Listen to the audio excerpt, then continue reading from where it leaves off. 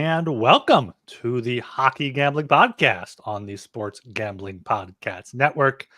I am your host, Ryan fucking Gilbert. And joining me, as always, is my co-host, Joel Meyer. Because hockey is where it's at, baby boys. Baby boys. How you doing, Joel? Oh, that lifted my mood entirely. That was an epic segment. I mentioned it on the previous show or the one before that. Our guy Catfish Dilly calling into the Sports Gambling Podcast and leaving one hell of a call out for us. That was excellent. Yeah, I'm currently watching my under in the Blue Bombers Elks game lose. The Bombers are just crushing them. Maybe they'll just pitch a shutout here and save the under. But you know what? It's okay because, we have got our Bombers futures. We got Brady Oliveira, too, to win the MOP, which is the MVP in Canadian football, at a really big number. And he's been killing it the past 2 weeks. So, yeah, once again, we are strong on the Bombers. And hopefully they can their defense can continue to show it here and maybe preserve a miracle under, because their offense isn't helping the under. I thought you were going to say something about the college football game going on right now. Isn't Vatek upsetting Miami as of last time I checked? Was 21-14 or something? Yes, and that's an interesting one because I bet Virginia Tech plus 8.5 in August to look ahead. And they closed like plus 18.5. So I basically gave that up for dead, but they're currently leading 21-14. And all of a sudden, I have a chance because the live line is at plus 3.5. So I could buy out if I wanted to, but I'm not doing that. So hopefully the Hokies can get it done here. I do have Miami to win the conference now, so preferably like a 7-point Miami win would be ideal. Yeah, I guess we'll see what happens there. Do you have that on your TV? You're going to be squinting over there again, or do you just got the CFL game on? The CFL, yeah. I should turn the other one on because it's like 31-3 now in the Bombers. It's almost halftime though in the college football game. But football season is in full swing. Hockey season, opening game 1 week from today is Friday, October 4th. Are they in Germany or Sweden? Finland? It's Finland and the Czech Republic, so it's the Buffalo Sabres and the Devils, right? So probably Sabres Devils, yeah. Or is it Switzerland? Prague. It's in Prague. Okay. It's in Prague, so it's a Czech Republic, yeah. So I saw the Sabres had some lederhosen on for their trip to the stadium today. So yeah, I've got a hockey in 1 week. Oh yes, it is Oktoberfest season, so that explains a lot. Yeah, I'm surprised you didn't go over there for Oktoberfest, but I guess that's your Christmas with hockey season starting, college football full swing. So you can't do it then. No, and I already got my fill of Germany. Actually, that's not true. I'd love to live over there. No, I can't afford to do 2 trips in the same year, unfortunately. Yeah. All right, make sure you're subscribed to the Hockey Gambling Podcast, Apple, Spotify. If you're on Apple, leave us a 5-star rating and review, and I'll read it at the end of the show. Spotify, 5-star rating. Those help out a lot. If you're on YouTube, like the videos, comment. All that helps the algorithm, helps the show grow, helps us get you more great content. So do all that. If you're looking to get involved with the Hockey Gambling Podcast, as we said last show, looking to host, maybe some social, producer behind the scenes stuff, reach out to me on Twitter at rgilbertsop, the HGP Twitter account at hockeysgpn, or in the Discord, sg.pn/Discord. Or if you don't have any of those things, I think we have a hockeygambling.podcast at gmail.com email as well, if you want to do that, if you're not on the Twitter or Discord. So plenty of ways to reach us there. Email, even I use email. So I know we don't have a PO box yet for snail mail, but maybe we'll get there at some point. Fax machine. Yeah. Football season's here, and the newest podcast on SGPN, Get to the Points, with Doug Stanhope, Brendan Walsh, and Sean Green. Every Thursday before the game, the guys give out their favorite plays and talk a ton of shit. Doug and Brendan are professional comedians from the Joe Rogan podcast, Howard Stern Show, and Comedy Central. So subscribe wherever you get your podcasts. All right, we finished up the Western Conference last show. Going to get into the Metro this show, but before that, a few key injuries in the Western Conference Pacific Division, specifically in California as well over the past few nights. Drew Doughty will undergo surgery to repair a fractured ankle and is listed as month to month. We'll talk that one first. I heard Elliot Friedman talking on 32 Thoughts They were hoping it wasn't a ligament because a fracture is better than a ligament. It looks like it might not be a ligament. So, I mean, Doughty is a key to the Kings, obviously, and having him out will hurt them. But if he can come back before too long and it doesn't affect them too bad, maybe you can buy him low at some point. Yeah, they were saying if it's just the fracture, it'd be like 4 to 6 weeks, and if it's ligament, it'll be multiple months most likely. So that would be worst case scenario, and that would be a terrible scenario because Drew Doughty played over 25 minutes for them last year. It was imperative for the team, and they don't have a ton of real offensive potential. I know if Brant Clark takes a massive step forward, maybe he could fill that role, but that's a lot of clock to ask for the kid, considering he hasn't shown too much so far. So yeah, losing Drew Doughty would be massive. Of course, we added more Kings to miss the playoffs at around 2-1, and yeah, it's just massive blow for the Kings, who are already under the gun, considering I think they got worse in the offseason. So yeah, this is non bueno for Los Angeles. Los Angeles. How do you say Los Angeles? What kind of language or accent are you trying to try in Spanish? Los Angeles. I think that's how you say it. I don't know. But yeah, he played 25. Played 25, 48 per game last year, all 82 games, every single playoff game.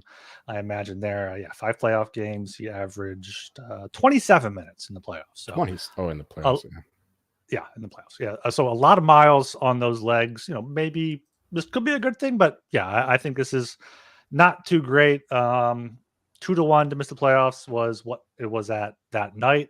Still at plus 190 at Bet365, still up there at a few places. To make the playoffs is minus 200 at DraftKings. So, very small hold there for playoffs. So, but yeah, and as like when we went to the Pacific and you told me you thought 5 teams from the Central were going to make it, I was kind of skeptical. But then we went through the Central, and that's kind of what I'm on board with. I think it's going to be Canucks, Oilers, and then probably the Knights in the Pacific, and then Stars, Jets, Avs, Preds, and then probably the Wild and the Central there. So, I mean, if he's only out for a month and a half, it's not too bad, but those are key 10, 15, 20 games he's missing that could go a long way in the standings. Yeah, it's hard to dig out of a hole when you're missing arguably your most important player. You could still say it's Kopitar, but I think they got a lot of defensive forwards. So I think Doughty's expertise providing offense from the back end is going to be missed more than any other player that if they would lose. Yeah, because even if they lost Kopitar, you could be like, okay, Philip Deneau can fill that spot, kind of. Byfield's at center now. He's taking a step forward. But on the blue line, Brant Clark is still penciled in on the third pair on daily faceoff.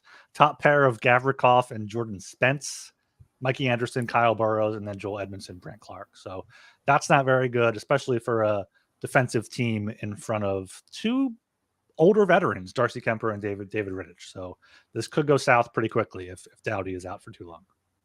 Yep. Okay, another injury in that division right there at Anaheim Ducks. John Gibson had his appendix removed, I believe, Wednesday night. Expected to be out approximately 3 to 6 weeks. So, early to mid-November. They're back. Lucas Dostal is their backup. He played some decently last year. He was the guy that did he shut out the Leafs or had a bunch of saves against the Leafs that Toronto media went after him for. And I'm seeing he allowed 1 goal in that game because I remember the Leafs have the longest run without being shut out in 20 years or something like that. They got a crazy long streak of not being shut out in games. And I remember Dostal almost broke it, but the Leafs scored in the third period there. They also have Oscar Dansk, who I think was previously with Vegas. Was he in Vancouver for a bit? Possibly. I recognize the name vaguely, but yeah, he's one of those third stringer types. Yeah. And then the backup, according to Daily Faceoff, is Cal Klang, who played in the AHL last year, had a 897 in the AHL, 931 in 2 games in the ECHL. So, I mean, John Gibson's been the brick wall, not a brick wall back there for the Ducks, but the guy in net to give him a chance. So without him, we'll see if Dostal can carry the load early on. Well, he struggled the past 2 seasons, John Gibson. So I don't think this is the worst thing. I think Dostal outplayed him at least last year. And there were Stolars before who outplayed Gibson. So yeah, I don't think this is a massive loss for the Ducks. I mean, like their defense is bad enough. So that any goalie put back there is going to be in trouble. Even John Gibson. So yeah, Dostal is probably even.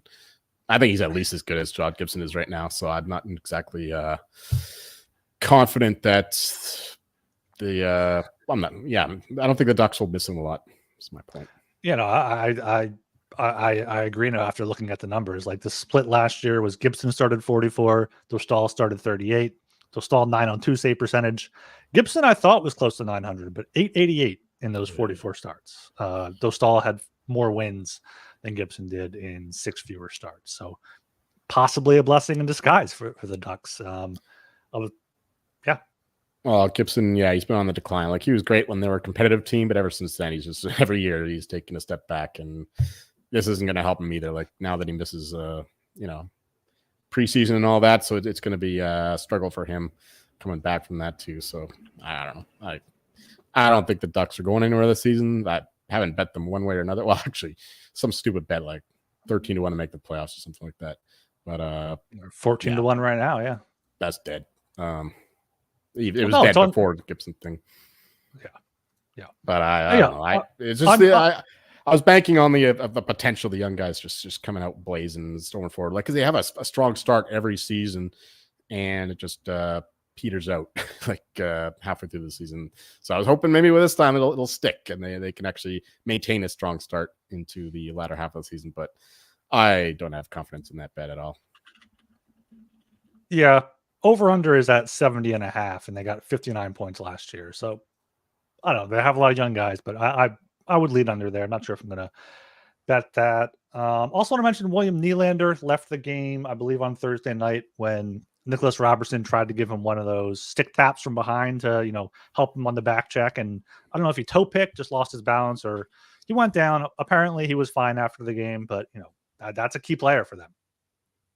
Yeah, some are speculating that Nylander dove because he thought it was an opponent hitting him, and then you get a karmic justice getting injured for it in a preseason game diving. But that's just speculation. Nothing on my end. I didn't watch this game. Didn't even see the highlight. But yeah, I don't think it's going to be too bad. He practiced today. He practiced. Yeah, He's fine. He's fine. Yeah. Apparently Nazem Kadri left practice with an apparent knee injury today, but we're not really high. You're kind of high on the Flames, aren't you? No. That's my favorite under. I've bet that multiple times. I just remember talking about you always getting burnt by the Flames. So I guess previous season. This year, no. Hopefully they're bottom barrel. Mm-hmm. Like I'm even leaning towards the worst record. If that's spicy. Yeah. Yeah, Dustin. I mean, they're probably putting a lot of faith into Dustin Wolf, and he's a rookie, so you could just. Markstrom won them so many points last year, and now they don't have Markstrom. Yeah, or Hannafin or Tanev. Yeah, and all those guys they lost. Yeah. All right, that's the news for this show. We are brought to you by Underdog Fantasy. Underdog Fantasy Pick'em is always adding to their awesome menu of picks. They now have first touchdown projections. There's tons of ways to win with NFL, college football, MLB, MMA, and more. Their lobby is jam-packed with profit boosts and no sweat entries. So sign up with promo code HGP to claim your special pick and first-time deposit offer of up to $1,000 in bonus cash. UnderdogFantasy.com, promo code HGP. All right, going to get started with our Metropolitan Division team previews. Of course, starting in the basement with the Columbus Blue Jackets. Columbus Blue Jackets, yes. Last season, of course, it started off with the drama over Mike Babcock and the phone scandal, phone gate, whatever you want to call it. And yeah, I lost my first bet like 2 weeks after I made it in the middle of July, whenever it was, with the Mike Babcock Coach of the Year, and they never really recovered. No, they were a bad team throughout the season, a young team. You thought that maybe some of the young guys would take a step forward. Maybe Patrick Laine finds a game, finally get some goaltending. They've had terrible goaltending for years, and once again, it was just brutal. Elvis still doesn't have it. They let in the most goals other than the San Jose Sharks. You don't want to be in that kind of company. They had some offense, I guess. They had some fun games, more or less an over team. But yeah, nothing much to write home about here. Adam Fantilli had an okay rookie season, not stupendous. He was never really threatening to win the Calder, but still, this guy has a lot of talent that'll go a long way in the future. And he just needs to get a little bit more support from some wingers.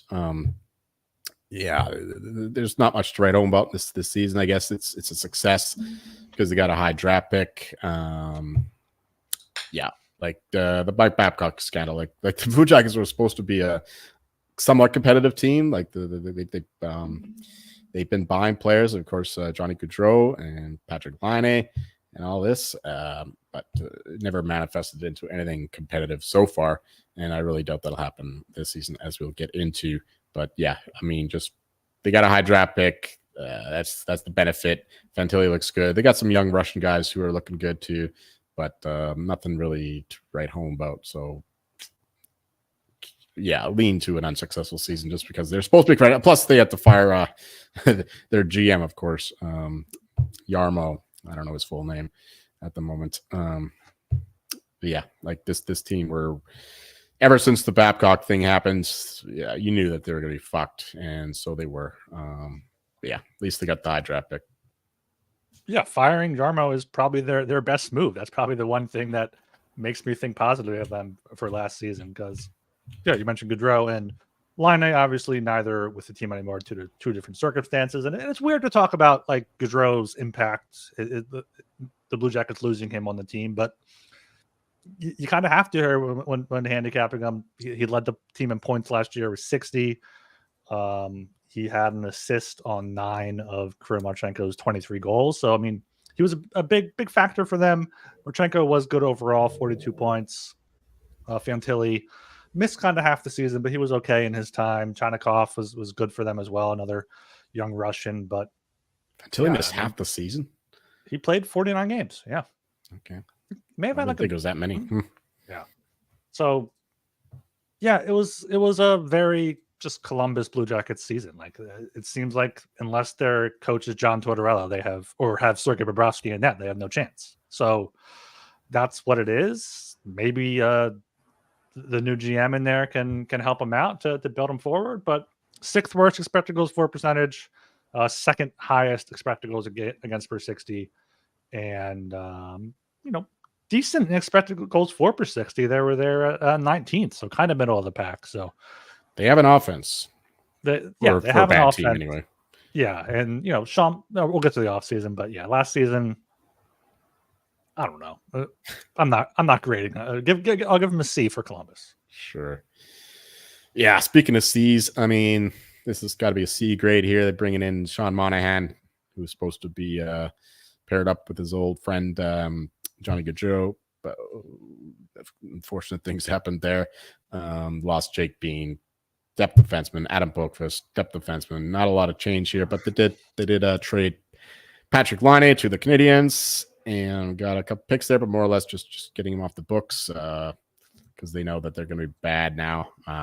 They got to enter another rebuild, so not much happened here other than, of course, the tragedy for Johnny Gaudreau. So on the hockey stuff, I think it's just a C plus at best, just because I don't know, they're not making dumb trades like who do they trade? Bjorkstrand to make room for Patrick Laine. I guess that's a positive. Like they don't make dumb moves like that. So I don't know, C plus for this offseason. Just not a lot happened here, and we'll expect them to be pretty bad again. Yeah, adding Sean Monahan was a good piece. $5.5 million, I think, is a decent price for him, especially for a team like Columbus that is not going to be competing during that contract most likely. But I don't know. This is like a D. I would borderline on a failure of an offseason for the Blue Jackets. Looking at their Puckpedia, they have $24.7 million in cap space. They only have their own first-round pick in each of the next 3 seasons. Don't have a second-round pick in each of the next 2 seasons. Like, use that $20 million in cap space to buy draft picks. Like, that's what the Flyers did with the Provorov trade. They got Cal Peterson back in his awful contract. Ryan Johansson back. We've seen teams do this. Like, they should have called up Edmonton, be like, hey, we'll take Cody Ceci, give us a second round pick, and that would have been fine. They could have helped out a lot of teams. Maybe they'll do that during the year. I don't think they have any RFAs to sign. Maybe they're just broke because they're paying Mike Babcock not to coach. Maybe, but like, yeah, they're not at the cap floor. Projected cap hit is 63 million. The cap floor is 65 million. Like, yeah, but some teams just can't afford to be at the cap every year. I mean, technically, from hockey sense, you're right, but like the ownership is like, okay, we're not going to be good for a while. We're not going to make the revenue. No. I'm not excusing billionaire owners for not spending $20 million. I'm sorry. I'm just not. All right. Well, so for some, it's a business. Some, it's a pleasure. Maybe for the Blue Jackets, it's a business. Like, that's why they have to be competitive every year. Otherwise, the fans in Columbus will depart and go see a Buckeyes game instead. Columbus is a good hockey town from everything I've heard. Like it's an underrated. Apparently, it's an underrated city just in general. Apparently, there's a good hockey market there. But yeah, so go spend some of this money. 10 million, half of it. Fair enough. They got some. Yeah. They added Sean Monahan. That's it.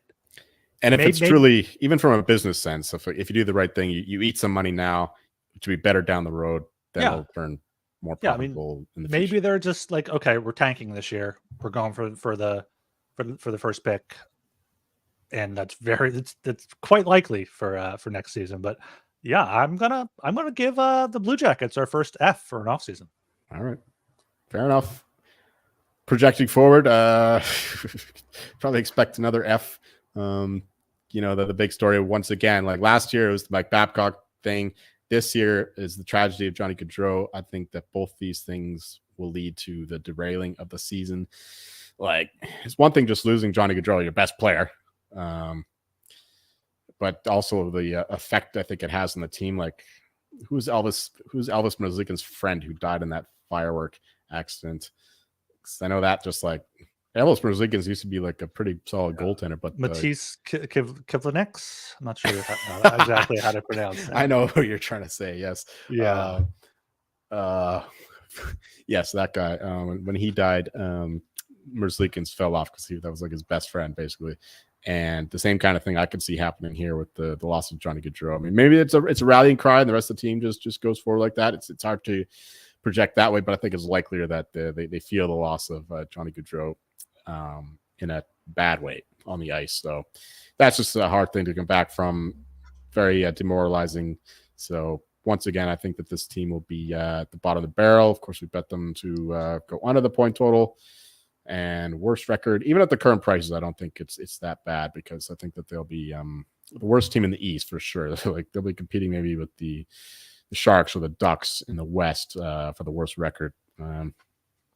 There's not a lot going for him. Maybe if Fantilli comes back strong after that injury, got those young Russians still. There's a lot of potential, I guess, but it's hard turning that potentiality into actuality right away, as we've learned for the Ducks, betting on them year after year. So I think the Blue Jackets will be in the same kind of position for a couple years yet. So yeah, I think that this will be the worst team in the East. I'm pretty sure that's what I have them. I don't have my numbers up right now, but they have to be. They have to be the worst team. They have to be. Who else would be competing with them? It's like the rest of the teams are kind of competitive. Like, we think the Canadians are taking a step forward, and they have the second lowest point total in the East. So, not a good season here for the Blue Jackets. Don't expect them to do much of anything. They have a new coach in there. Maybe he gets something more out of them, but I don't think that this will be a great season at all. No, I do have to apologize. They did also sign James Van Riemsdyk to a $900,000 contract. So they got a veteran left winger in there, probably someone who they'll trade at the deadline for a mid-round pick, maybe a second rounder if he has a good year on the power play in front. But yeah, this is the tanking season for the Blue Jackets. I think they had 66 points last year for them. So I would go with the under 67.5. Worst record is at 3-1. That's something I should bet. I should have bet it previously when it was higher. Because what did you get it at your highest price? Point total? No, the worst record. Worst record. 4-1. Okay, not too bad then. So yeah, I know it's out there like 250 some books, 3-1 some books. I think that's probably the best bet. I think they are worse than the Sharks. Sharks at least have Celebrini, Toffoli. They got a good goalie rotation net with Askarov and maybe not good, but Blackwood and Vanacek. Someone has to win that job. So yeah, I think the Sharks are going to be a tad better than the Blue Jackets, especially given the quality of competition in the division. Okay, we are brought to you by BetUS, bet with the best in the business. BetUS has been around for more than 30 years. Easily deposit using cryptocurrency and get lightning fast payouts. Support SGPN and get yourself access to another great book by signing up at BetUS. Use our link to sign up and get a 125% deposit bonus on your first 3 deposits. Go to sportsgamblingpodcast.com/BetUS. That's sportsgamblingpodcast.com/BetUS. Promo code SGPN.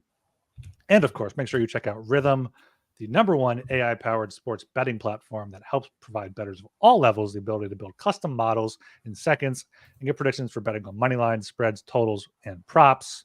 Those models are always doing great. You can copy one from the top performing models from the leaderboard or press build a model for me. And Rhythm gives you predictions for every game and player prop. Also has a myriad of stats, research, and trend analysis to give you even more betting insights. Claim your 7-day free trial today by going to sportsgamblingpodcast.com/rhythm. That's sportsgamblingpodcast.com/RITHMM. Love a good myriad of stats. Yeah, I love myriad. Great word there. Great.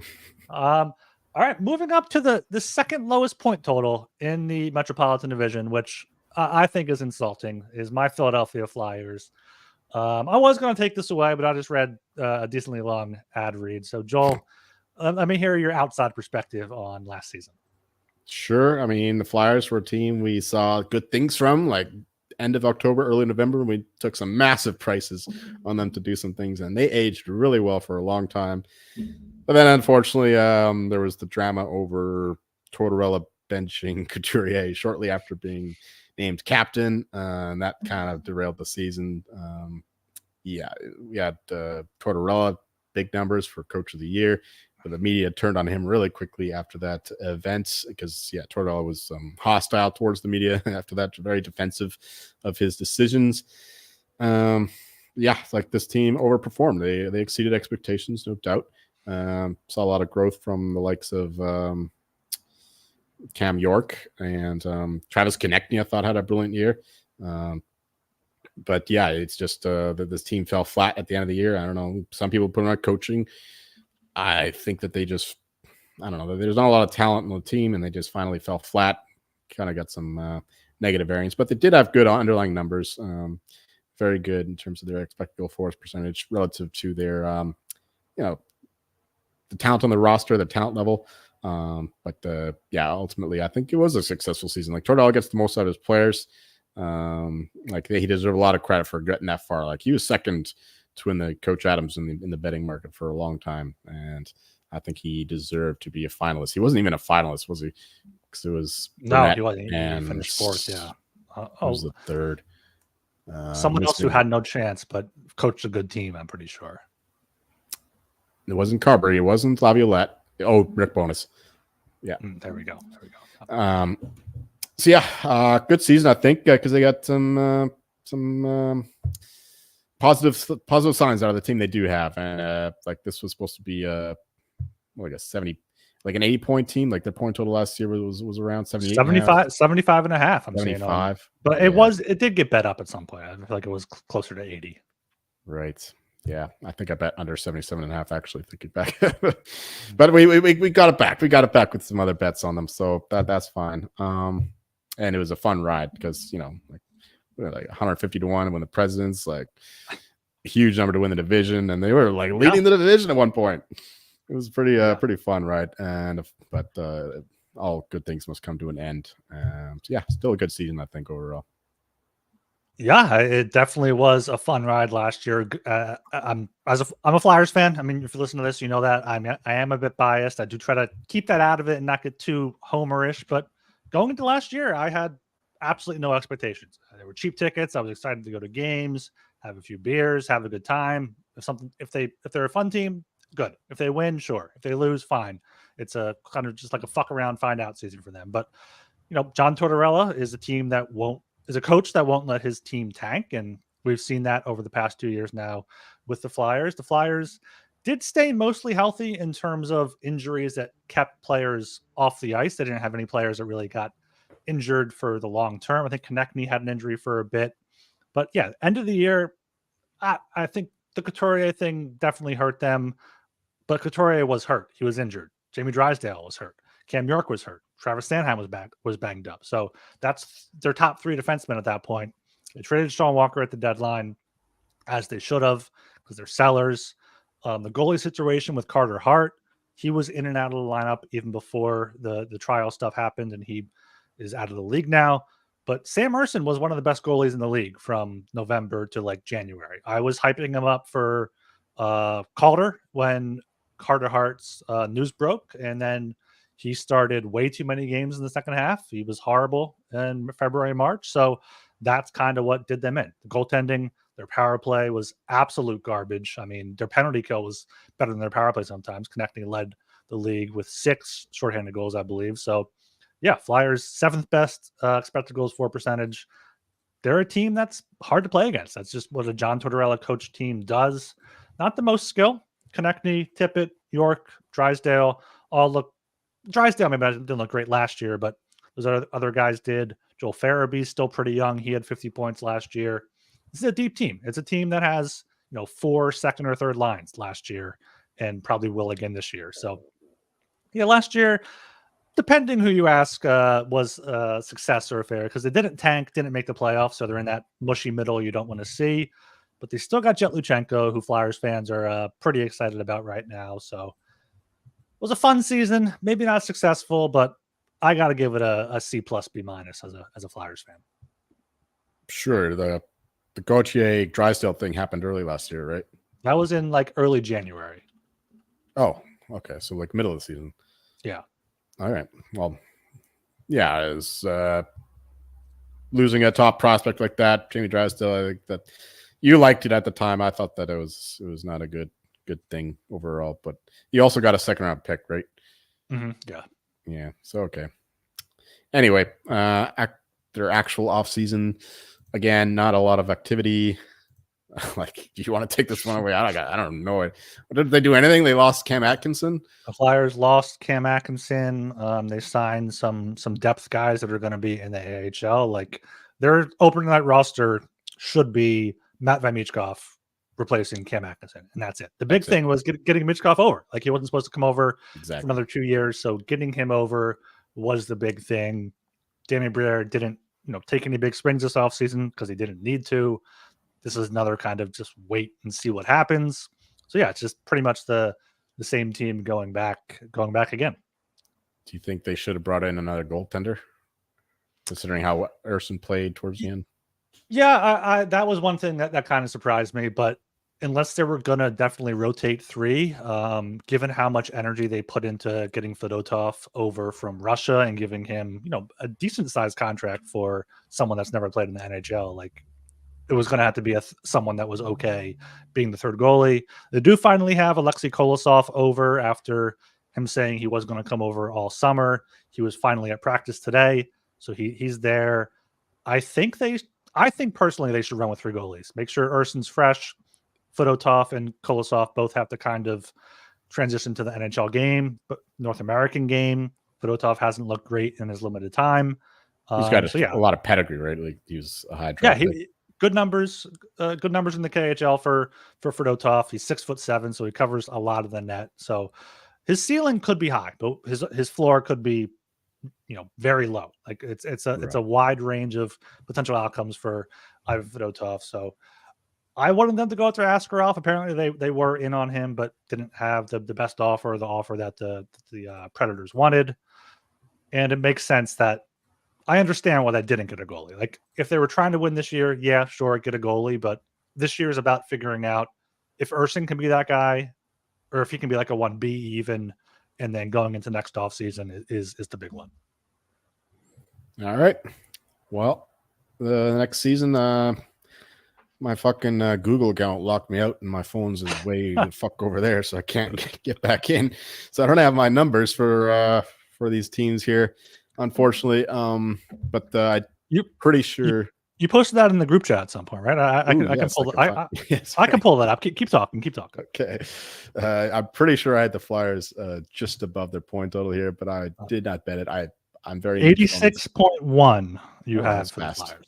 Yeah, there you Yeah. go. So pretty much right on line with the market. Yeah, it's Michkov is the big wild card. Like he could be if he does what Bedard did for the Blackhawks last year, maybe the Flyers do clear this point total by margin.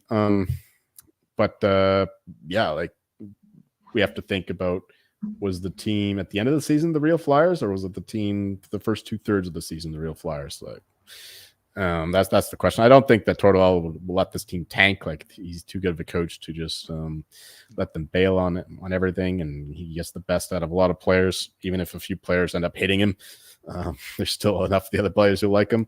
So I don't think this is a team that's going to be like bottom 5 or anything. But I just can't put really a high ceiling on them either, considering just look at their roster. It's not exactly ideal.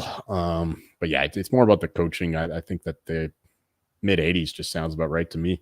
I'm not betting them one way or the other this year. I mean, maybe they get a slow start, then you can finally make some bets. But right now, I've got absolutely nothing, man. Like the Flyers are just just don't bet Tortorella for coach of the year, because last year was his chance.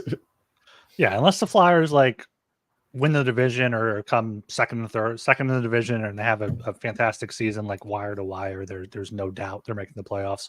Maybe he has a chance, but yeah, I would avoid that. I like the Flyers this year, obviously. I mean, 85.5, I think, is a good number. At 87 last year, they're replacing Atkinson with Michkov, as I said. So, like, as long as they stay healthy, they should be beating this number. To make the playoffs is at plus 200. Minus 210, minus 220 to miss, depending on the book.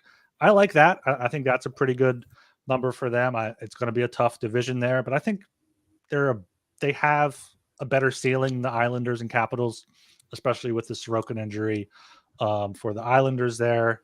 Looking up the alt point totals, Flyers to get 90 is plus 125, 100 plus 450.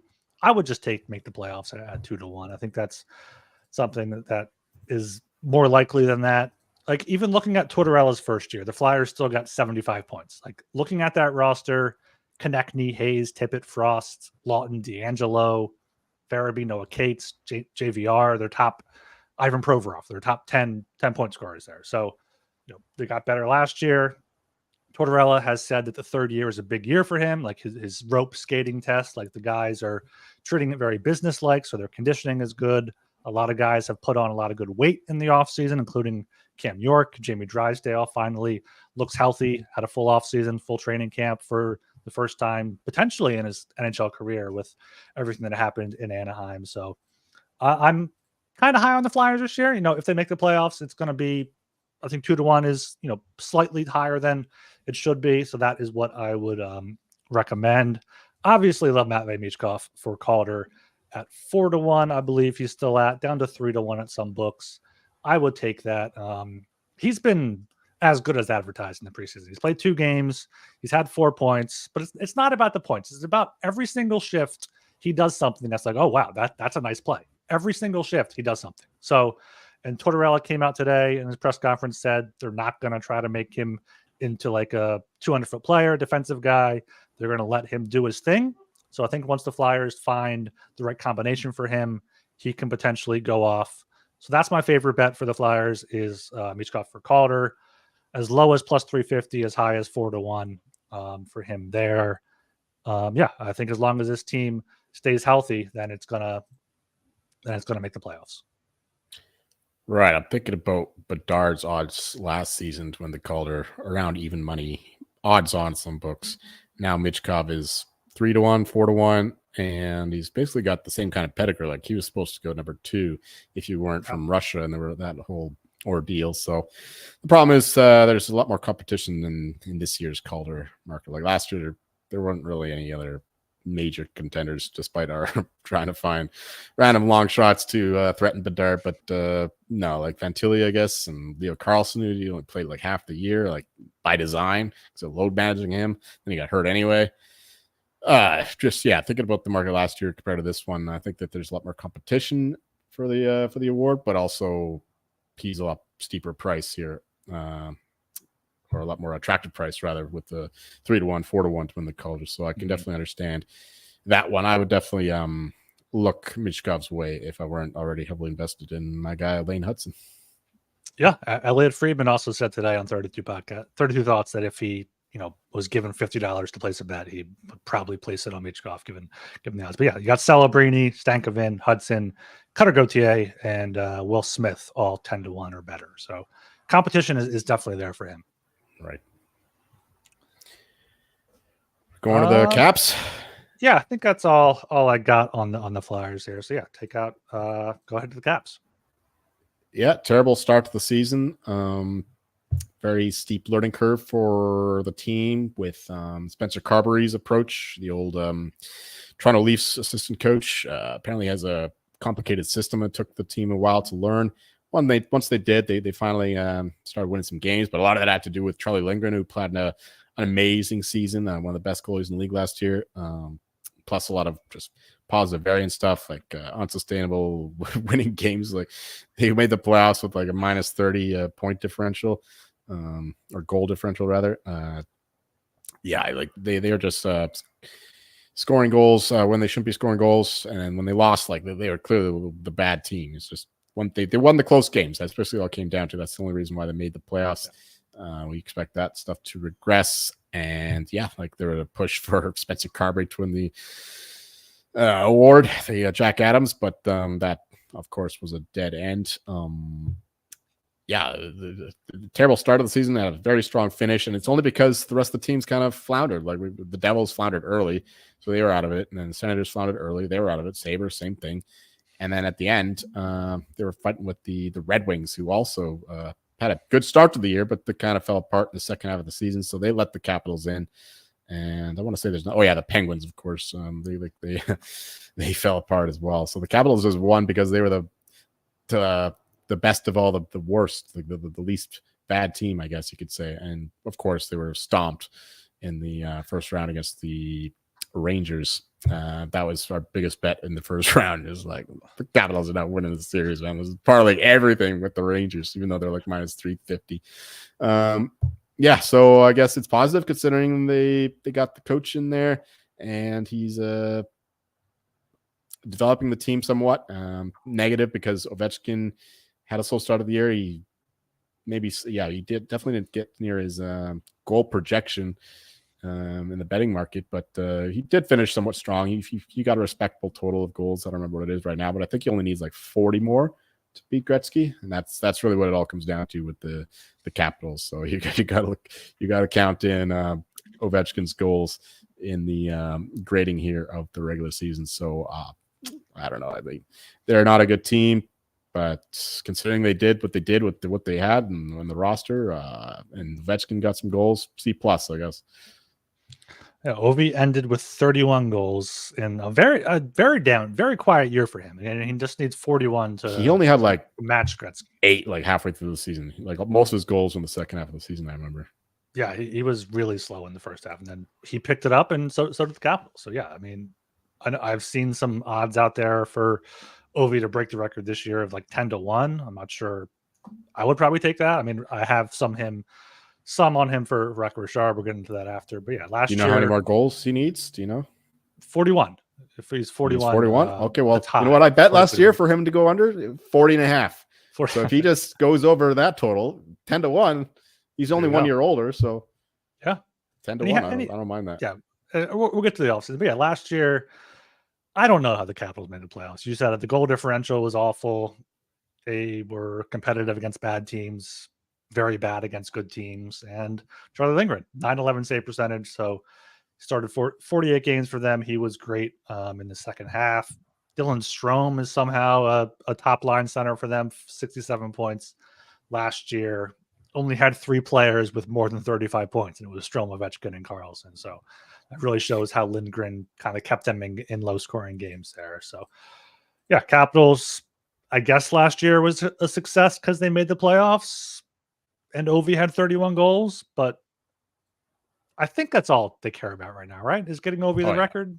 Exactly. Yeah, That's what so- their offseason is about, which we can Yeah. transition to now. Yeah, go ahead.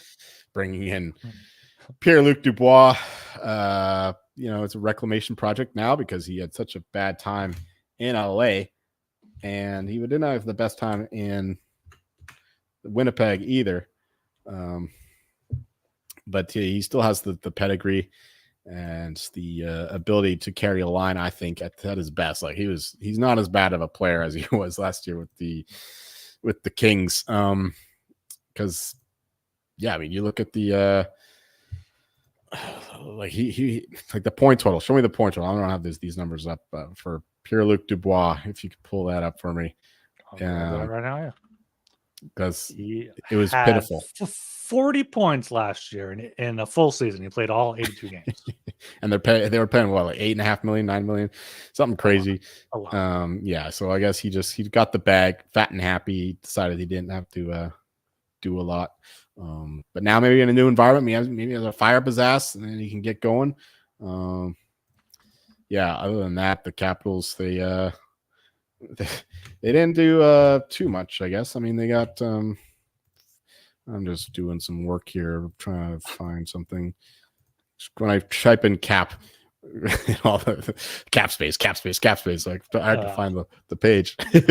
Yeah, they got Jacob Chikrin. That's actually a big move too, from the Senators. Hopefully he can bounce back after very middling performance in Ottawa. He's of course a much coveted defenseman in Arizona.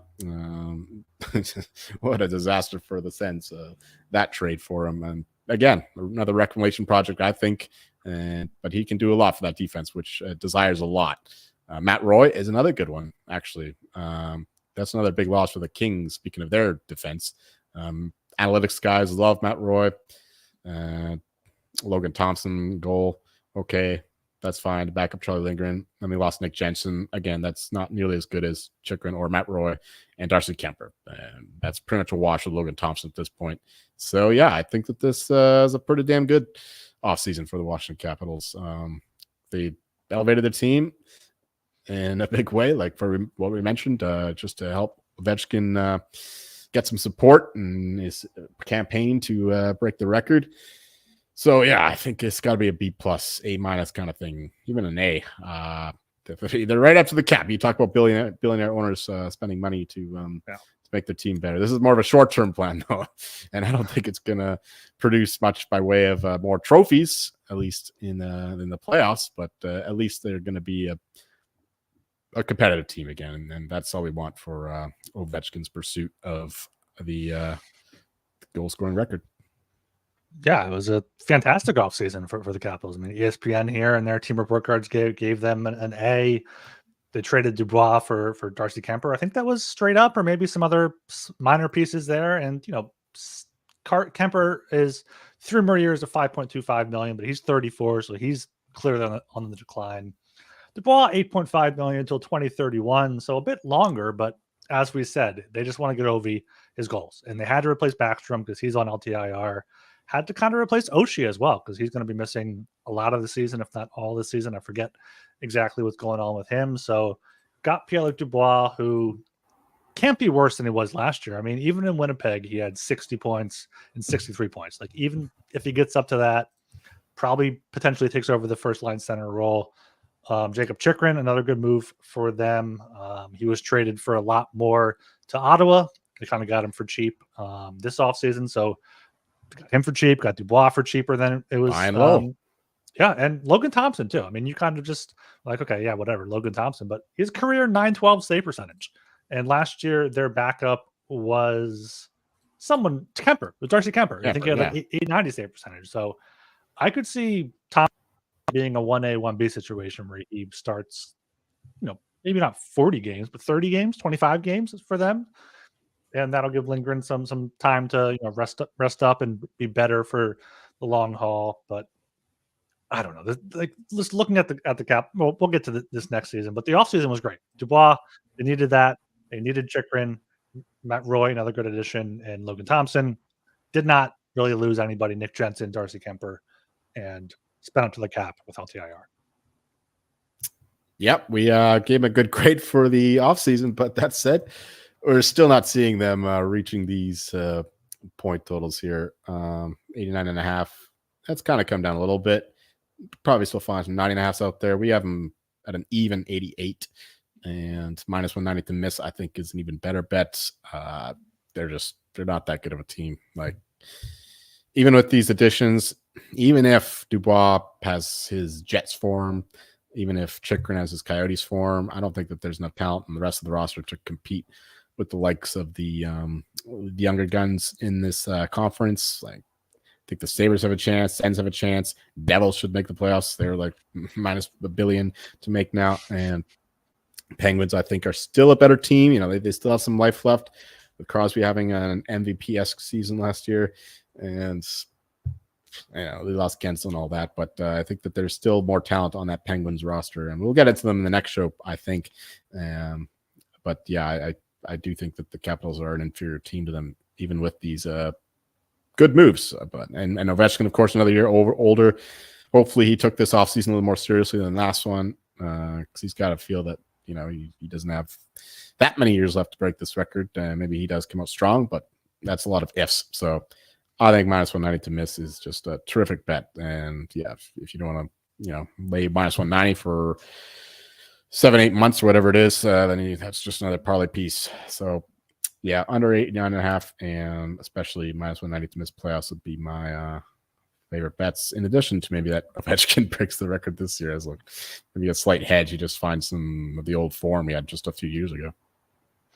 Yeah, I completely agree. I mean, they had 91 points last year and got better in the offseason, but they're still not a good hockey team overall. Like, maybe they surprised, but as I said before, the Metro just got so much better. Devils are not going to miss the playoffs. Rangers, Canes are still going to make the playoffs. Islanders, Penguins, Flyers, I think are all better than the Caps. Definitely Islanders and Penguins, as long as Sorokin is healthy for most of the season. But even Varley with Patrick Waugh, I mean, that team looked good. The Islanders in the preseason game on Thursday night against the Flyers. So Capitals are just once again in kind of this middle. So minus 190, I think, is a good bet there.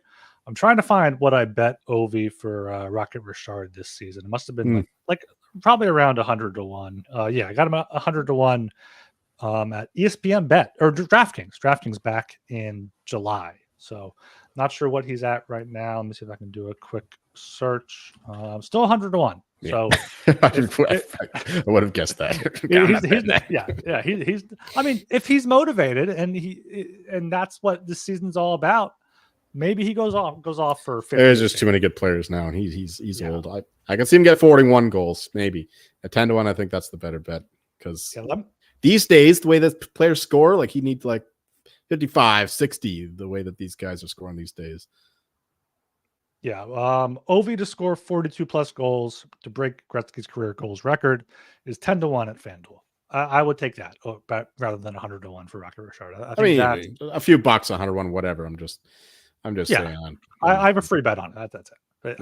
But don't bet it. Like, don't actually like bet it, but like $1 for 100 to 1, sure. It's 31 last year, 42 the year before. So if he has 42 again, breaks the record. So I like that 10 to 1. All right. We're good. That's the 3 bottom teams in the Metro. We'll be back next week with the upcoming teams. Then we'll get into the season starts next week. So we'll get into that later next week, Wednesday or Thursday. But anything for this weekend you got your eye on before we close it out? Oh, my bets are closed, but I do remember my sheets are closed. I do know that I like the Cardinals Commanders over. Like, that came down a little bit, actually, because there were some receivers who were injured. But I do like the over 48.5, 49. If you can get that, that's my favorite bet of the NFL slate anyway. CFB, I got so much minus CLV, but apparently it might not matter, because you know what? The Hokies are up 10 points still. They are currently favored by 2.5. So a bet that I had plus 8.5 and it closed plus 18.5.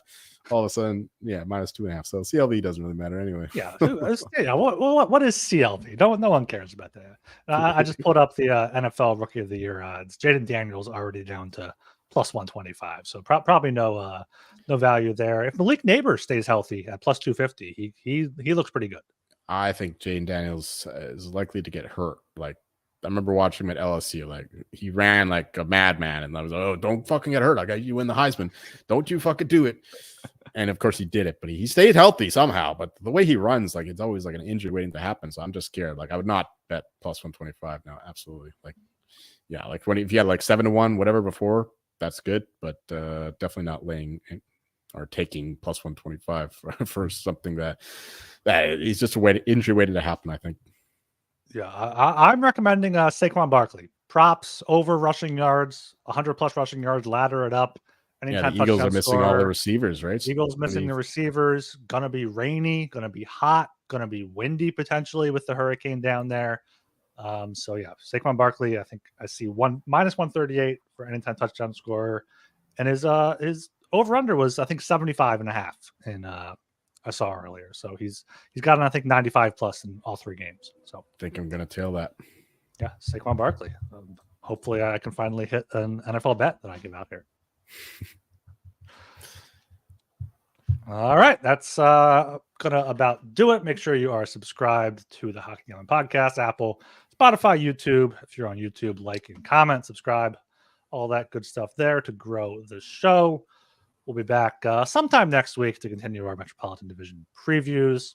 As I said at the top, if you want to get involved with the Hockey Gallon Podcast, on air, behind the scenes, hit us up on Twitter at HockeySGPN. Or I'm Ryan Gilbert. You can follow me on Twitter at rgilbertsop. I'm Joel Myron. You can find me shouting out Catfish Dilly for also giving Ryan a ton of shit today as Dilly got hammered as fuck and started saying he's going to fuck Ryan in the ass and all this stuff. So this guy's a funny guy. So find him on Instagram, whatever the fuck you do. See ya, baby boys.